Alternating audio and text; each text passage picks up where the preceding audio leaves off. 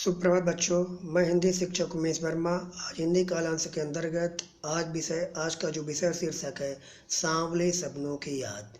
बच्चों, सांवले सपनों की याद विषय शीर्षक सांवले सपनों की याद के जो लेखक हैं जाबिर हुसैन हैं। जाबिर हुसैन ने इस शीर्षक के अंतर्गत सुप्रसिद्ध पक्षी प्रेमी एवं प्रकृति प्रेमी सालिम अली के व्यक्तित्व को उन्होंने उभारने का प्रयास किया है। उनके संपूर्ण जीवन चरित्र पर उन्होंने पूर्ण रूप से प्रकाश डाला है। तो बच्चों, इस पाठ का अध्ययन करने से पहले संक्षेप में हम थोड़ा लेखक के बारे में जान लेना उचित है। ध्यान दीजिए,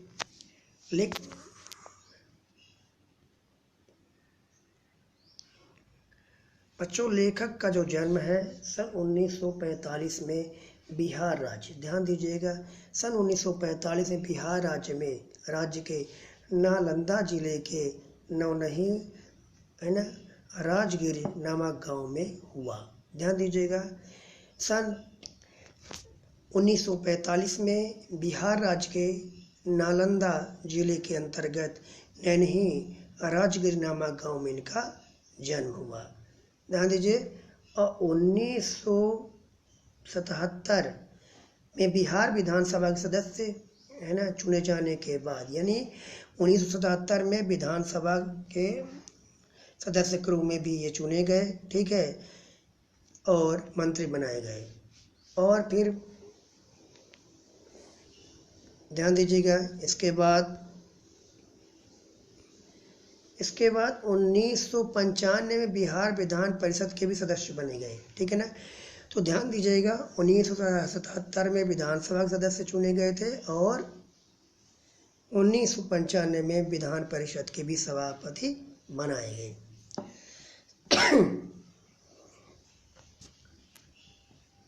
ध्यान दीजिए,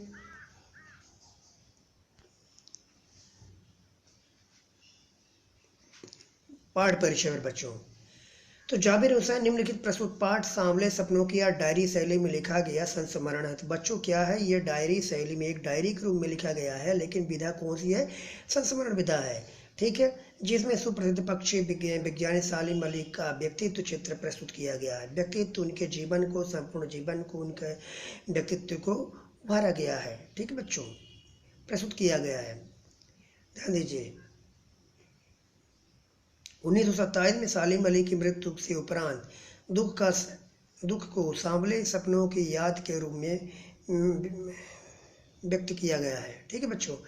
पहाड़ पक्षियों एवं पर्यावरण को बचाने के लिए सालिम अली को प्रयासों का चित्रण किया गया है। सालिम अली का व्यवहार इतना उत्तम था और इतने बड़े या सुप्रसिद्ध पक्षी प्रेमी थे, प्रकृति प्रेमी थे, कि उनका संपूर्ण जीवन जो था पक्षियों की खोज में, प्रकृति की खोज में, ठीक है बच्चों, उन्होंने संपूर्ण अपने जीवन को व्यतीत कर दिया। तो इस प्रकार से इस पाठ में सांवले सपनों की याद नामक जो संस्मरण विधा है, ठीक है बच्चों, संस्मरण का विधा से तात्पर्य होता है जब कोई लेखक अपने बीते हुए कालों का, ठीक है ना, कलात्मक है ना या रोचक तरीके से स्मरण करते हुए उन बीते हुए काल का है ना स्मरण करते हुए जब उल्लेख करता है तो वो क्या होता है? संस्मरण कहलाता है। संस्मरण एक गद्य विधा है ना, जिसमें लेखक अपने बीते हुए क्षणों का या बीते हुए काल का, ठीक है, कलात्मक या रोचक सही तरीके से जब उनको स्मरण करते हुए है ना उल्लिखित करता है या उल्लेख करता है तो हम उसे संस्मरण कह सकते हैं। सीधा अर्थ ये है कि लेखक अपने बीते हुए समय में जो भी घटनाएं घटती हैं उनको साहित्यिक या कलात्मक तरीके से, ठीक है, उनको क्या करता है? उनको याद करते हुए, स्मरण करते हुए, अब जब उसको रोचक तरीके से है ना प्रस्तुत करता है या लिखता है तो उसे संस्मरण विधा कहते हैं, ठीक है।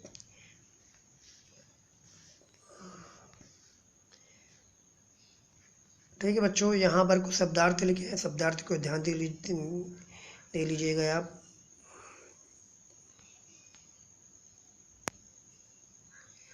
चलिए इस पाठ का जो सार है, सारांश को चलते हैं बच्चों।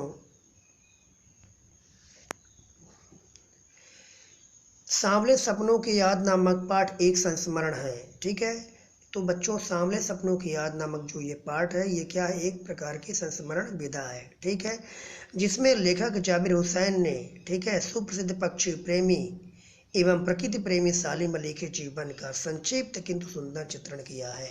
ठीक है, इसमें लेखक जाबिर हुसैन ने पक्षी प्रेमी सुप्रसिद्ध प्रकृति प्रेमी, ठीक है, सालिम अली के जीवन का जो संक्षिप्त रूप में जो चित्रण किया है। ठीक है, संक्षिप्त है लेकिन सुंदर और रोचक भी है। तो ध्यान दीजिए, हम बिंदुओं के रूप में सालिम अली के व्यक्तित्व को जानने का प्रयास करते हैं, उनके जीवन चरित्र पर चर्चा करते हैं। तो बच्चों यहाँ ध्यान दीजिए, पहला पॉइंट ये है,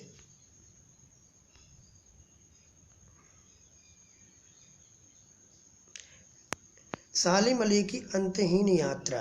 ध्यान दीजिए, सालिम अली की अंतहीन यात्रा, अंतिम जो यात्रा थी उस यात्रा के बारे में कहा गया है कि सुनहले पक्षियों में सुंदर पंखों पर सांवले सपनों का एक झुंड सवार है जो मौत की खामोश वादी की ओर बढ़ता जा रहा है। इस झुंड में सालिम अली सबसे आगे आगे चल रही हैं।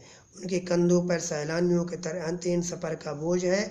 वे भीड़ भाड़ का तनाव, जिंदगी की आखिरी का पलायन कर रहे हैं। वे वापस लौटने वाले नहीं हैं।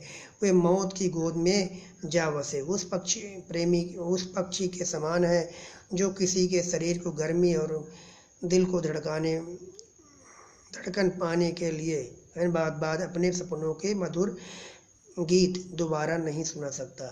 बच्चों यहाँ सीधा अर्थ ये है कि ये जो अभी हम पढ़ रहे हैं, सालिम अली की अंतहीन यात्रा, यहाँ पर सुप्रसिद्ध पक्षी प्रेमी प्रकृति प्रेमी सालिम अली की अंतिम यात्रा है ना। वो कैंसर नामक बीमारी से ग्रसित है और जिस प्रकार से अपने जीवन काल में सफ़र कर रहे थे, वो अपने कंधे में बंदूक रख करके, ठीक है, और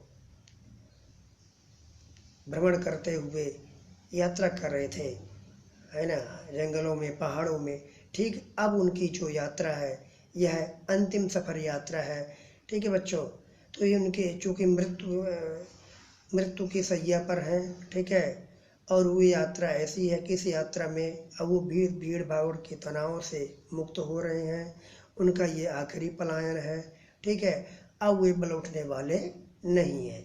ठीक है, क्योंकि मरणांत अवस्था में है। ठीक है ना। तो बच्चों ये इस बिंदु पर विचार व्यक्त किया गया, ध्यान दीजिएगा। अगला है बच्चों, अगला बिंदु है पक्षी एवं प्रकृति प्रेमी। अब ध्यान दीजिए, यहाँ पक्षी प्रेमी एवं प्रकृति प्रेमी कहा गया है। देखिए, जो सालिम अली है वो पक्षी प्रेमी और प्रकृति प्रेमी है कहा गया है, क्योंकि वो सुप्रसिद्ध पक्षी प्रेमी और प्रकृति प्रेमी थे। उन्होंने अपना संपूर्ण जीवन पक्षियों की खोज में, पक्षियों को जानने में, ठीक है, प्रकृति की उस मनोहर रूपी,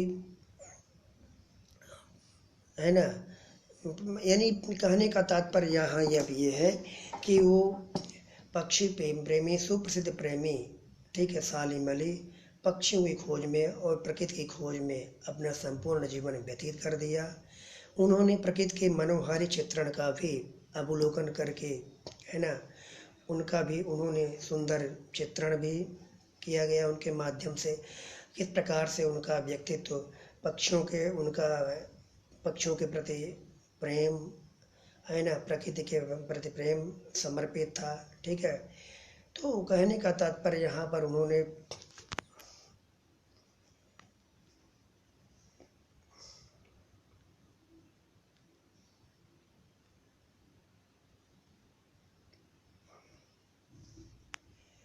ध्यान दीजिए, सालिम अली कहते थे कि लोग पक्षियों एवं प्रकृति को आदमी की नज़र से देखते हैं, यह उनकी भूल है। ठीक है, कोई भी आदमी पक्षियों की आवाज़, मधुर संगीत सुनकर अपने हृदय में रोमांच महसूस नहीं कर सकता। बच्चों, उनका मानना ये था कि वो कहते थे कि व्यक्ति, कोई भी आदमी जो है पक्षियों को आदमी की नज़र से देखता है, पक्षियों को और प्रकृति को भी। यह उनकी भूल है ना। पक्षियों प्रकृति को आदमी की नज़र से नहीं समझा जा सकता है, ठीक है। वह आवाज़, पक्षियों की मधुर आवाज़ सुन तो सकता है, ठीक है, अब लेकिन अपने हृदय में एक रोमांच है ना नहीं महसूस कर सकता, ठीक है। अब ध्यान दीजिए, श्री कृष्ण से ध्यान दीजिए यहाँ पर, श्री कृष्ण ने वृंदावन में रास लीला कब रचाई थी, कब गोपियों के साथ रास है ना गोपियों के साथ लीलाएं की, ठीक है। परंतु आज भी वृंदावन जाने पर यमुना नदी का सांवला पानी उस पूरे घटना को याद तरोताजा करता है ना, तरोताजा कर देता है, ठीक है। ऐसा लगने लगता है कि अभी कोई अचानक बंसी बजाएगा और उसकी बंसी के मधुर संगीत से पूरे वाटिका गूंज उठेगी, ठीक है। देखिए, यहाँ पर श्री कृष्ण की बात बताई गई है कि मानो लोग आज भी श्री कृष्ण के ना होते ना हो, आज नहीं है ना तो आज, ठीक है, द्वापर युग है ना श्री कृष्ण है, लेकिन फिर वृंदावन जहाँ भगवान श्री कृष्ण जहाँ से जुड़े हुए थे, जहाँ से उनकी यादें जुड़ी हुई थी, वहाँ पर भी आज भी देखने में ऐसा लगता है कि कब बंसी बाजने लगेगी, ठीक है, कब यमुना नदी के किनारे है ना श्री कृष्ण आ जाएंगे और कब भ्रमण करते रहेंगे, कब बंसी बजाते रहेंगे, ठीक है। यानी वहाँ पर पहुँचने पर जाने जैसे ही व्यक्ति वृंदावन जाता है तो वहाँ की यादों में खो जाता है, क्योंकि वहाँ श्री कृष्ण की जो याद जो है थे, उनकी याद जो है वहाँ से जुड़ी हुई है। तो वहाँ व्यक्ति पहुँचने के बाद वह उनकी यादों में, श्री कृष्ण की यादों में खो जाता है। ठीक उसी प्रकार यहाँ पर भी, ठीक है, पक्षी प्रेमी, सुप्रसिद्ध प्रेमी सालिम अली तो रहे या ना रहे, लेकिन फिर भी उनकी यादों में व्यक्ति खो जाता है। ठीक उसी प्रकार जैसे कि वृंदावन जाने पर श्री कृष्ण की यादों में खो जाता है।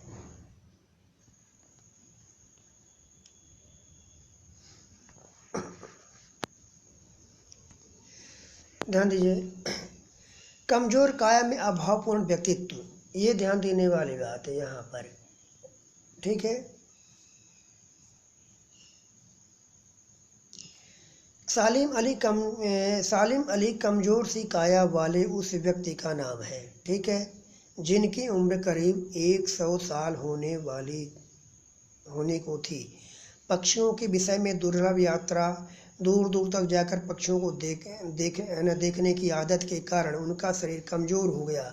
उनकी मौत कैंसर नामक बीमारी के कारण हुई, पर उनकी आंखों में रोशनी जीवन के अंतिम समय तक भी सुरक्षित रही है। देखिए, यहाँ पर जो है, तो यहाँ पर पक्षी प्रेमी, सुप्रसिद्ध प्रेमी सालिम अली की कमज़ोर काया के बारे में बताया गया है, ठीक है, कि वो कैंसर नामक बीमारी से ग्रसित थे, ठीक है, और लगभग उनकी जो उम्र थी 100 वर्ष के लगभग पहुंचने वाली थी, ठीक है। लेकिन उस अवस्था में भी, कैंसर से पीड़ित होने के बावजूद भी, इनमें जो है आज उनकी आंखें आज भी सुरक्षित हैं। जिन आँखों से पक्षियों की खोज किया करते थे, पहचानते थे, प्रकृति खोज किया करते थे, ठीक है ना, प्रकृति के सुंदर, प्रकृति का जो नज़ारा है उन्हें जो सुंदर या रोमांचकारी जो दृश्य है उसको भी देखा करते थे, अवलोकन करते थे। आज उनकी आंखें इस 100 वर्ष की उम्र में भी आज पूर्ण रूप से सुरक्षित है, ठीक है। वे अद्भुत बर्ड वाचर थे ना, वे अद्भुत बर्ड वाचर थे। बर्ड वाचर मतलब वही पक्षी प्रेमी, अद्भुत, ठीक है। उनकी नज़रों में प्रकृति को बांध रखने की जादू था, ठीक है, उनकी नज़रों में प्रकृति को बांध रखने का जादू। उन्होंने प्रकृति को अपने लिए हंसती खेलती और हर्ष की दुनिया में रहस्य भरे दुनिया फैला रखी थी, ठीक है, जिसे बनाने में उनकी पत्नी तहमीना का भी योगदान था, ठीक है, जो उनकी सहपाठी थी। देखिए, उनकी पत्नी का नाम तहमीना था, ध्यान दीजिएगा, सालिम अली की पत्नी का नाम तहमीना था, ठीक है। और उनकी सहपाठी भी थी, ठीक है। इनका भी महत्वपूर्ण योगदान था सालिम अली के साथ रहना, ठीक है। और उनके संपूर्ण जीवन में हर पल में, ठीक है, प्रकृति या पक्षी प्रेमियों की खोज के रूप में भी उनकी पत्नी तहमीना का संपूर्ण यहाँ योगदान था। अगला पॉइंट चलिए बच्चों ध्यान देते हैं। सालिम अली की प्रधानमंत्री से बातचीत। बच्चों सालिम अली की जो है उस समय जब सालिम अली थे उस दौरान प्रधानमंत्री हमारे भारत के प्रधानमंत्री चौधरी चरण सिंह जी थे, ठीक है। और एक बार ये घटना है कि जब वो केरल गए थे, वहाँ साइलेंट वैली जो एक स्थान है ना, वहाँ पर पहुँचने पर उन्होंने रेगिस्तानी झोंकों या तूफान के आने की आशंका जताई और उन्हें आभास हुआ कि साइलेंट वैली को कहीं न कहीं से अति क्षति है या नुकसान है। उन्होंने इस बात को जब प्रधानमंत्री चौधरी चरण जी से जब इन्होंने अपनी बात को रखा, उन्होंने जब बताया, तो उस समय प्रधानमंत्री की जो आंखें हैं वो नम हो गई। उन्हें बड़ा अफसोस हुआ कि हमें वहाँ की घटना या वहाँ की तो वहाँ आने वाले तूफान तूफान के बारे में जानकारी न हुई, जबकि वो एक बूंद अगर कहीं वर्षा के कारण एक बूंद ही कहीं गिरा हुआ है या एक बूंद ही पड़ी हुई है, उस दौरान वहाँ पर सालिम अली उस बूंद तक इसमें सालिम अली नहीं बल्कि प्रधानमंत्री एक बूंद का क्या असर पड़ा वहाँ तक भी वो जानकारी रखते थे। लेकिन यहाँ पर इतने बड़े तूफान आने की जो शंका थी, है ना, उसको आशंका है जो तूफान आने वाला है जो है ना, उसके बारे में इन्हें जानकारी नहीं हुई, इस कारण इन्हें बड़ा दुख हुआ। ध्यान दीजिएगा। अगला पॉइंट जो है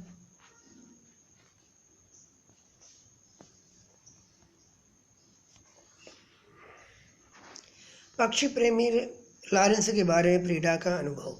देखिए यहाँ पर पक्षी प्रेमी D.H. लॉरेंस और उनकी पत्नी फ्रीडा लॉरेंस के बारे में बताया गया है, ठीक है, कि D.H. लॉरेंस की मृत्यु के बाद उनकी पत्नी फ्रीडा लॉरेंस से अपने पति के विषय में लिखने को कहा, तो फ्रीडा ने बताया कि लॉरेंस इतना खुला और सीधा सरल आदमी थे, ठीक है, कि उनके विषय में मुझसे ज़्यादा तो मेरे छत पर बैठने वाली गौरैया जानती है।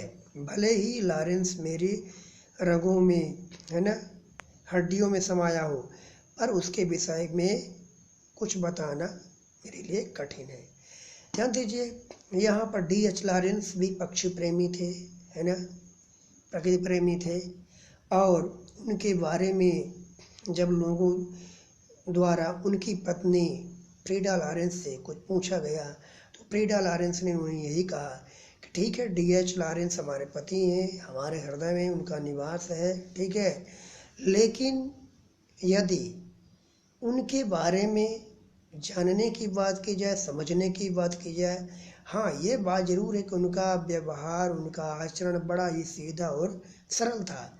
लेकिन अगर संपूर्ण रूप में यदि उनकी जानकारी की बात की जाए, तो हमसे ज़्यादा तो मेरे छत में बैठने वाली जो गौरैया है वो उनके बारे में जानती है।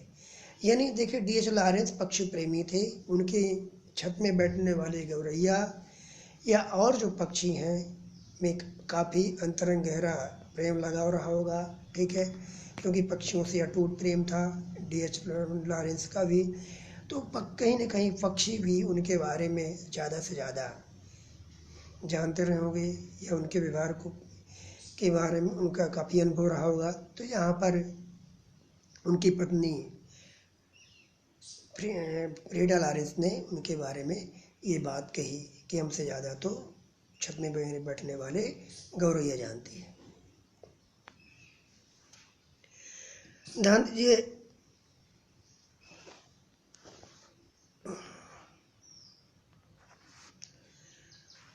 अगला पॉइंट ध्यान दीजिए, सालिम अली नैसर्गिक जिंदगी का प्रतिरूप।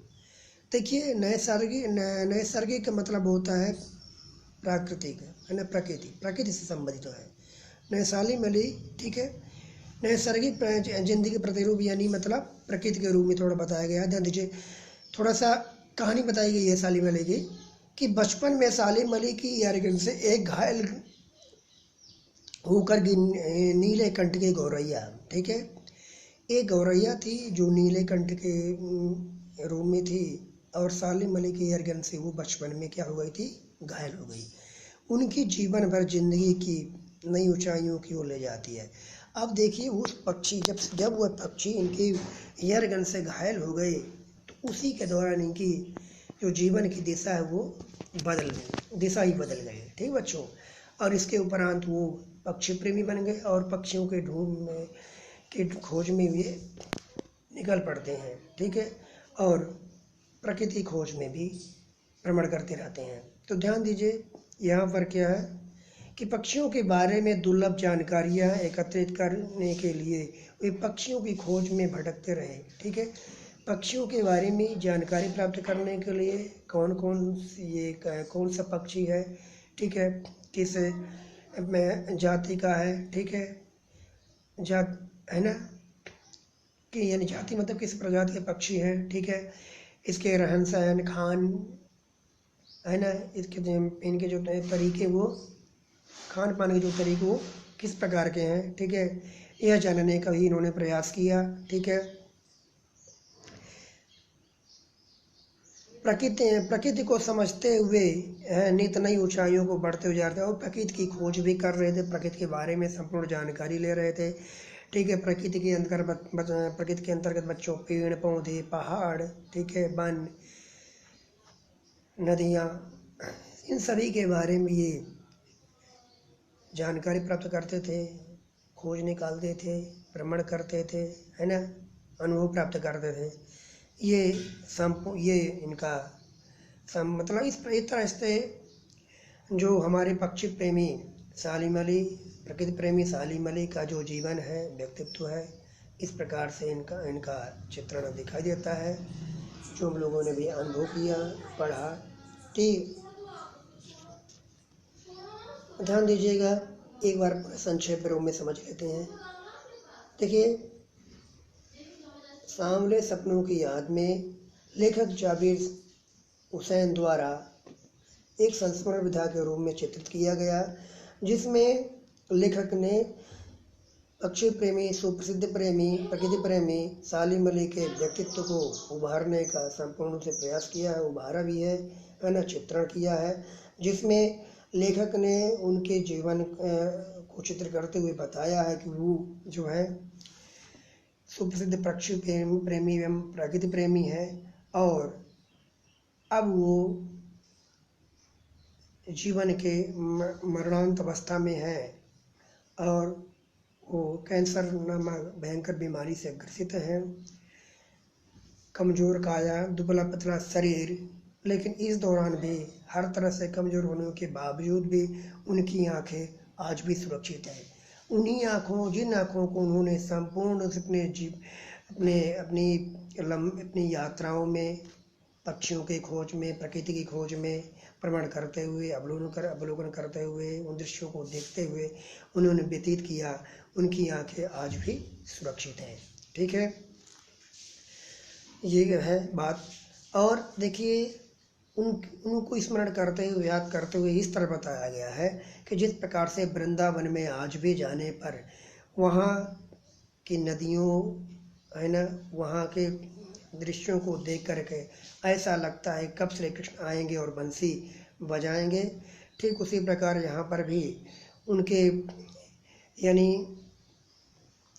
यहाँ पर भी ठीक उसी श्री कृष्ण को जिस प्रकार से व्यक्ति याद करते हैं, वृंदावन जाने पर उनको स्मरण करने लगते हैं, ठीक इसी के यहाँ पर भी सालिम अली को लोग भी एक पक्षी प्रेमी के रूप में, ठीक है, प्रकृति प्रेमी के रूप में ठीक याद करने लगते हैं कि कब वो, और ऐसा लगता है कि वो कहीं आज भी पक्षियों की खोज में निकल गए हैं, भ्रमण करने चले गए हैं।